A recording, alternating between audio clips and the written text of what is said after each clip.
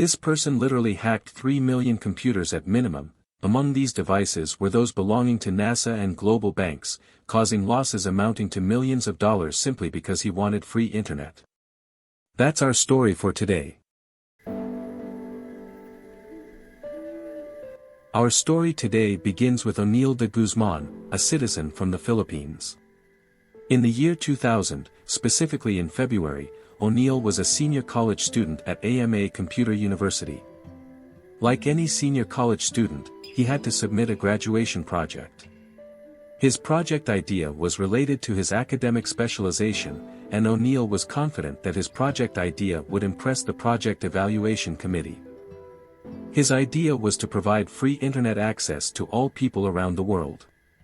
It's important to note that during that time, internet access was new and primarily available in developed countries.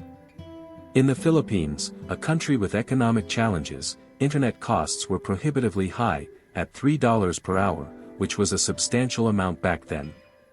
Onel was bothered by this situation and considered it unjust towards Filipinos. Therefore, his idea was noble, to offer free internet for everyone. He devised a program that essentially allowed you to connect to the internet through someone else, even if they were in a different country, without their knowledge. In other words, his idea boiled down to unauthorized internet access, or what could be seen as internet theft. However, from Onel's perspective, this wasn't theft but rather a belief that internet access should be a universal right. He spent a long time programming and put in great effort to develop this program. After completing the program, Onel submitted it as his graduation project. However, the evaluation committee, upon reviewing the project, was taken aback by Onel's audacity in presenting such an idea, which could potentially cause significant legal issues if accepted. As a result, Onel faced rejection and severe reprimand. They said to him, "How can we accept a project that involves theft and deception against people?" At that moment, Onel felt discouraged because he might end up without a graduation project, and time was running out. So, he decided to modify the program and reprogram it once again. He added complex methods that might not be understandable to you and me, but the basic idea was that he added links to make the program more acceptable to the recipient. The recipient, or the person whose internet would be stolen, would receive a message or link in their email. Onel included in the link or message an image or something that would attract the recipient's attention and prompt them to open the message. Once the recipient opened the link, the internet theft would begin immediately for the benefit of the sender, who in this case was Onel. This link was essentially a virus through which Onel could obtain all the personal information of the recipient. In other words, if you were to open this link or message, it would fully compromise your computer, making all the information within it visible to the sender. This method of using such links is still employed by hackers to breach personal accounts today. The first person to engage in this action was Onel De Guzman. After making modifications to the program, Onel decided to test it on some individuals in the Philippines. He sent the program to a group of Filipinos, and the method succeeded. The virus or link infiltrated the computers of the group and managed to extract internet access from them. Onel was elated by the success of the program and the method he had employed. After seeing the program's success, Onel decided to further develop it and add an update that would help the link or virus spread automatically. This means that once I receive the message or link and open it, it would automatically spread to my contacts or people sharing internet with me. Those who receive the message from me would experience the same, with the virus spreading automatically to their contacts and internet sharing peers. The contacts refer to email addresses or any other communication channels. The virus would spread directly among friends and anyone connected to the internet and paying for the service. Their internet would be extracted for the benefit of anyone using the program programmed by Onel. In this sense, the virus or link would quickly spread among all people worldwide, and in this way, everyone would have free internet access. This was Onel De Guzman's viewpoint. However, the truth was that the program or link was full of viruses, very powerful viruses, and was not protected at all. Despite Onel's statement that the program did not contain any viruses, it was actually laden with them. In the latest update or final development of the program created by Onel De Guzman, he changed the content of the message containing his personal image to the phrase, "I love you." The idea behind this phrase was to make the message or link more acceptable to the recipient and to provide some reassurance so that the recipient would open the message. This phrase was simply a trick or motivational push for the recipient to open and read the message. After this update or development, Onel De Guzman decided to test the program again to ensure its effectiveness. He chose to send the link or message to someone in Singapore. The message reached this person, and upon opening it, Onel's virus began infiltrating all of this person's contacts. From these contacts, the virus started spreading uncontrollably. At this moment, Onel had gone to sleep immediately after sending the message.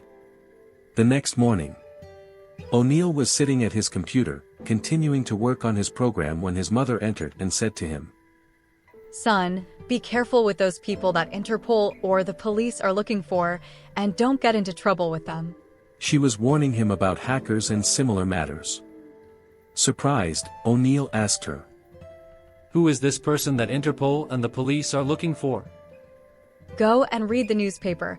There are people being sought by the police because of spreading viruses.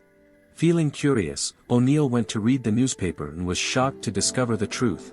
The message or virus he had spread was the cause of the virus spreading worldwide. This virus had penetrated even into major companies, banks, and even NASA was not spared from its effects. These viruses were capable of deleting crucial information from computers and fully taking control of them. They could delete your files as soon as the computer was turned on, and even if you restarted it, those files would be gone. Not only that, but the virus also leaked your personal information online, exposing your important news to the world. This virus caused widespread chaos in computers, leading to a cascade of major problems. Onel realized he was in deep trouble. His original idea was simply to program free internet globally, and he had no intention of causing all this destruction. He knew what he had done amounted to a serious crime that the world would not overlook. He felt intense fear and didn't know what to do. His idea had been noble at the outset, but the consequences were disastrous. Faced with this danger, Onel saw no choice but to flee from home. At that moment, Philippine authorities realized that the virus had originated from within the Philippines, prompting them to launch an investigation.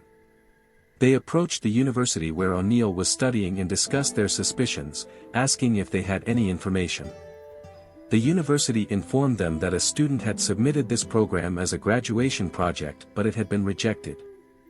With this information, Philippine authorities confirmed that Onel De Guzman was the person behind the leak of the program or virus. They raided his home but did not find him there, solidifying their belief that Onel De Guzman was indeed the suspect. After an extensive search, Philippine authorities eventually located and arrested Onel, initiating an interrogation. Onel insisted that the virus was not harmful, but in reality, it had caused significant destruction and deleted crucial information, creating widespread chaos globally. The speed at which this virus spread was incredible, making it difficult even for companies to effectively combat it. It spread rapidly, posing a challenge for cybersecurity measures to contain. After Onel De Guzman was arrested and interrogated by Philippine authorities, it became clear that he had not anticipated this level of devastation. This series of actions took place at a time when the internet was still new, and regulations against such crimes were not yet established. If this had happened in America, Onel could have faced punishment of up to 15 years in prison, possibly including restrictions on computer use and internet access. However, in the Philippines, authorities released Onel De Guzman because they were unsure how to legally address the crime he had committed. After his release, Onel received job offers from major companies and renowned agencies worldwide. Despite this, Onel, deeply shocked by the consequences of his actions, realized the severity of his crime and turned down all those job offers. Onel completely stopped using computers despite strong urging from potential employers. It's worth noting that hackers often receive job opportunities after serving their sentences because countries prefer them to work for rather than against them. Yet Onel De Guzman completely rejected this idea and decided to open a store in his village. Until now, Onel continues to receive job offers, but he rejects them all and lives a very simple life with his family. Onel De Guzman's virus caused millions of dollars in losses for major companies, even deleting crucial files at NASA, as confirmed by the agency.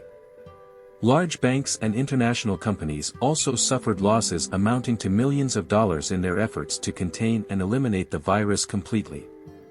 This is the end of Onel De Guzman's story. We hope you liked the story. Please share your thoughts in the comments and thank you for watching.